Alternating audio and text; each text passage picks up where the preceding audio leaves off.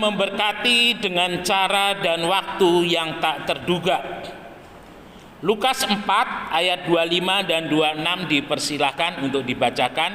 Lukas 4 ayat 25 dan 26.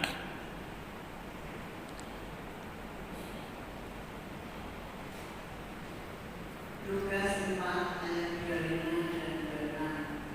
Dan aku berkata kepadamu, dan kataku ini benar, pada zaman Elia terdapat banyak perempuan janda di Israel ketika langit tertutup selama 3 tahun dan 6 bulan, dan ketika bahaya kelaparan yang hebat menimpa seluruh negeri. Tetapi Elia diutus bukan kepada salah seorang dari mereka, melainkan kepada seorang perempuan janda di Sarfat di tanah Sidon. Iya. Bapak Ibu Saudara, kalau kita mau melihat Elia itu dia seorang hamba Tuhan yang luar biasa.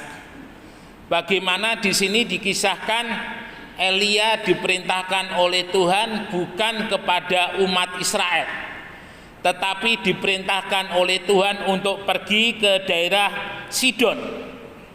Itu kalau tidak salah di daerah sekitar Libanon ya, jadi perbatasan dengan Israel. Nah, yang menarik Bapak Ibu Saudara, bukan kepada perempuan-perempuan atau janda-janda yang ada di Israel Tuhan mengutus, dalam arti yang mengetahui sepak terjang daripada Elia yang baru saja melakukan ini, membunuh 300 nabi Baal ya, karena Isabel mempengaruhi suaminya Raja Ahab, lalu kemudian membawa umat Israel kepada penyembahan berhala, dan Tuhan mengutus Elia untuk menunjukkan siapakah Tuhan. Dan pada satu peristiwa di mana Elia meminta nabi-nabi Baal untuk memberikan persembahan, dan nabi Baal itu dikatakan dari pagi sampai petang mereka berteriak-teriak supaya ada api yang turun dari langit, tetapi tidak ada api sama sekali, sehingga nabi Baal itu kelelahan. Kemudian Elia memerintahkan untuk dibuatkan mezbah, dan daging yang ada di atas mezbah itu tidak diberi minyak, tetapi diberi air. Itu luar biasa. Lalu kemudian Elia berdoa, dan persembahan yang disiram oleh air itu dibakar oleh Tuhan, sehingga pada saat itu umat Israel boleh melihat bahwa Tuhan yang mereka punya itu adalah Allah yang hidup. Dan Elia kemudian memerintahkan untuk membunuh nabi-nabi Baal yang ada pada saat itu. Nah, Bapak Ibu Saudara, setelah kejadian itu ternyata Elia tidak baik-baik saja, karena Isabel mengancam akan membunuh Elia. Dan rupanya sebagai seorang hamba Tuhan yang luar biasa, ada sedikit perasaan takut dari Elia, sehingga Elia lari, dan Tuhan perintahkan untuk berada di Sungai Kerit, dan Tuhan pelihara lewat burung gagak sampai akhirnya Sungai Kerit kering. Lalu kemudian Tuhan perintahkan kepada Elia untuk pergi ke Sarfat, tidak menjumpai seorang konglomerat, tidak menjumpai seorang pengusaha, tidak menjumpai pegawai istana, tetapi justru Tuhan perintahkan kepada seorang janda miskin, kalau boleh bilang. Bapak Ibu Saudara yang dikasihi oleh Tuhan, kisah ini adalah kisah yang cukup menarik kalau kita cermati. Kita melihat dari kehidupan Elia dan kehidupan daripada janda di Sarfat.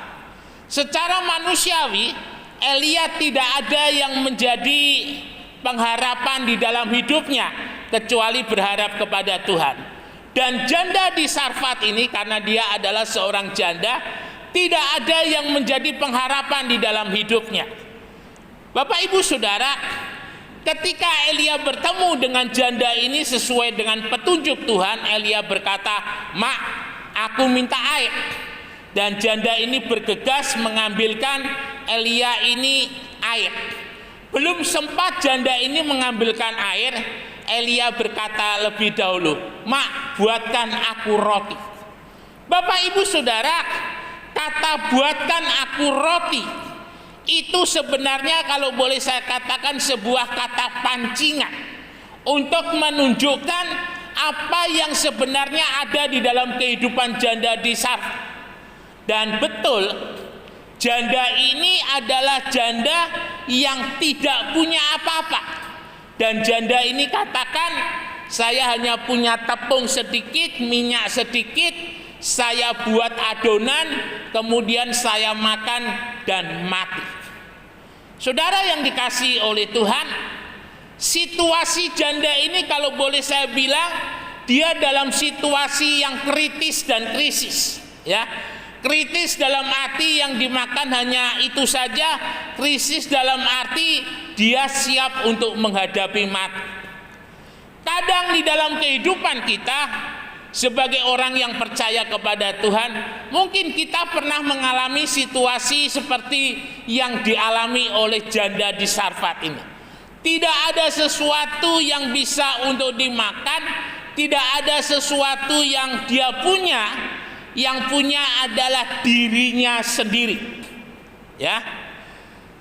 Saya ingat ayah saya pernah cerita ketika beliau masih di Kamagung. Jadi kalau Bapak Ibu Saudara lihat GPPS itu jangan sekarang. Tetapi kalau Bapak Ibu lihat boleh meruntut perjalanan GPPS yang ada di Tuban ini mulai tahun 67, ya. Dan pada saat itu sekitar tahun 70-an itu kalau tidak salah ayah saya mulai menempati ini ya, tempat daripada Bapak Yakub Abdullah, tempatnya Dr. Rahmat sekarang. Itu di bagian depan ayah saya menempati sampai kalau tidak salah sekitar 2 atau 1 tahun gitu kalau tidak salah, lalu kemudian pindah di tempat ini. Nah, suatu saat saya kena diare sebagai anak pertama, saya kena diare, dan pada saat itu boleh dikatakan tidak ada uang untuk membawa saya pergi ke dokter. Jadi kami pernah mengalami saat-saat yang krisis dan kritis pada saat itu. Krisis tidak ada uang, kritis karena kondisi kesehatan saya yang tidak baik. Pada waktu itu ayah saya tidak bingung, tidak cemas karena beliau itu mempunyai iman luar biasa. Jadi kalau sudah soal cerita iman tentang pelayanan yang dikatakan oleh ayah saya dan ada bukti yang menguatkan tentang beliau, maka itu adalah sesuatu hal yang memang Tuhan panggil ayah saya untuk menjadi hambanya. Nah, pada waktu itu karena tidak ada biaya dan saya mulai pagi itu di muntaber ya, kena muntaber terus-terusan. Lalu kemudian ayah saya menggendong saya lalu dibawa ke gereja, dan di altar atau di mimbar di bawah itu ayah saya mulai menggendong saya dan menyanyikan lagu Ku serahkan, ku serahkan, ya. Jadi kalau artinya nyanyi lagu ku serahkan itu artinya sudah pasrah, ya. Apa yang mau Tuhan lakukan itu yang terbaik. Bapak Ibu Saudara, ketika saya terus menangis, ayah saya terus menyanyi dan menggendong saya sampai pada satu waktu saya diam, ya. Mungkin karena kelelahan atau mungkin apa karena saya tidak ingat tentang peristiwa itu. Lalu kemudian tetangga itu sudah mulai berkasak kusuk. Tidak lama kemudian mereka mulai datang dan menanyakan. Lalu kemudian ibu saya bilang saya baik-baik saja. Karena kata ibu saya biasanya kalau anak kecil menangis semalaman, itu kalau dia berhenti itu artinya sudah pulang ke rahmatullah. Nah, Bapak Ibu Saudara yang dikasihi oleh Tuhan, ada saat saya ingat ketika hal itu dilakukan oleh ayah saya ketika Abraham mempersembahkan Ishak. Abraham ketika mempersembahkan Ishak, ketika dia hendak membunuh Ishak tidak main-main, tidak guyonan gitu ya. Misalnya lalu kemudian guyonan ya. kamu tak bunuh ya Sak, tak persembahkan ya, enggak, langsung akan dihunuskan pedang itu, pisau itu. Bapak Ibu Saudara, dan rupanya hal-hal itu sangat-sangat Tuhan perkenan. Bagaimana tekad daripada ayah saya untuk boleh menyerahkan saya kepada Tuhan, sehingga kalau saya hari ini boleh menjadi hambanya, itu bukan oleh karena petunjuk dari ayah saya atau perintah dari siapa, tetapi karena memang itu sudah Tuhan tetapkan, ya. Jadi kalau segala sesuatu sudah Tuhan tetapkan, itu jangan ada yang istilahnya ngotak-atik, ya. Karena itu artinya berurusan dengan Tuhan. Nah, ketika saya sudah sembuh dari muntaber itu, ada banyak hal yang saya alami dan ada banyak hal juga yang ayah saya alami, sehingga boleh menguatkan panggilan saya untuk menjadi hamba Tuhan. Bapak Ibu Saudara yang dikasihi oleh Tuhan, ketika Elia datang kepada janda di Sarfat, itu kondisi janda ini tidak ada lagi yang bisa dia harapkan, ya. Paling mudah orang percaya kepada Tuhan Yesus, paling mudah mengajak orang untuk datang ke gereja ketika dia sudah tidak punya harapan. Saya melihat beberapa saudara ketika pertama kali dia datang beribadah, dia mau didoakan ketika situasinya sudah kritis dan krisis. Situasinya kalau boleh saya katakan sudah di ujung tanduk, ya. Tidak ada lagi yang bisa menolong. Dan ketika mereka kita tawarkan Tuhan Yesus dan mereka percaya dan mereka mendapatkan pertolongan, itu adalah satu hal yang luar biasa. Jadi Bapak Ibu Saudara, jangan datang kepada Tuhan ketika kita dalam kondisi krisis, dalam kondisi kita kritis, tetapi datanglah kepada Tuhan ketika kita sehat, ketika kita kuat, ketika kita masih ada, masih mempunyai banyak hal, dan lakukan semuanya itu untuk Tuhan. Tuhan akan memberkati di dalam kehidupan kita. Nah, itu menjadi sebuah keyakinan yang terus-menerus saya tanam di dalam hati ini, untuk saya boleh senantiasa memberikan yang terbaik dan paling baik untuk Tuhan. Nah, Bapak Ibu Saudara, ketika Elia bertemu dengan janda di Sarfat ini dan minta roti, Elia tahu bahwa janda itu hari ini, hari di mana Elia bertemu, janda ini dalam kondisi yang paling kritis dalam hidupnya. Tidak ada lagi tepung setelah dia buat, tidak ada lagi minyak setelah dia buat menjadi adonan. Jadi betul-betul hari itu adalah tepung terakhir dan minyak terakhir. Tetapi ada satu hal yang luar biasa. Elia katakan, "Mak, buatlah lebih dahulu untukku, baru untukmu dan anakmu." Kita ingat di dalam Matius 6:33, "Carilah dahulu kerajaan Allah dan kebenarannya, maka sekaliannya itu akan ditambahkan kepadamu." Bapak Ibu Saudara yang dikasihi oleh Tuhan, mengutamakan Tuhan itu adalah satu hal yang Tuhan mau. Mengutamakan Tuhan itu adalah satu hal yang Tuhan minta dari dalam kehidupan kita. Mengapa demikian? Ketika kita mengutamakan Tuhan, artinya kita mengesampingkan segala sesuatu yang dalam hidup ini yang tidak membawa kepada Tuhan, ya. Ketika kita mengutamakan Tuhan, artinya kita menempatkan Tuhan sebagai tujuan arah hidup kita. Ketika janda di Sarfat mendengar apa yang dikatakan oleh Elia, dia tidak menjadi sedih, dia tidak memberontak, dia tidak membela diri, tetapi dia katakan, "Baik." Ada satu hal yang kita boleh lihat dari janda di Sarfat ini. Ketika dia menerima sebuah tantangan iman, kalau boleh saya bilang, janda ini memberi pilihan yang tepat. Karena sebenarnya sejak bangsa Israel keluar dari Mesir menuju ke tanah perjanjian, kalau saudara lihat itu baru dari Kejadian, Keluaran, Imamat, Bilangan itu adalah kitab Pentatuk, kitab-kitab yang ditulis oleh Musa. Lalu kemudian ada Yosua, lalu kemudian hakim-hakim. Nah, hakim-hakim ini ada banyak yang kita bisa lihat di sana yang memimpin Israel. Lalu kemudian raja-raja. Nah, raja yang pertama itu Saul, dan setiap raja itu selalu didampingi dengan nabi. Kalau kita perhatikan, dan nabi itu menjadi juru bicaranya Allah dan juga bertugas mengontrol bagaimana raja itu memerintah. Dan rupanya Elia ini Tuhan perintahkan pada zaman Ahab. Bapak Ibu Saudara, peran daripada nabi itu sangat besar, seperti halnya yang dialami oleh janda di Sarfat ini. Mengapa demikian?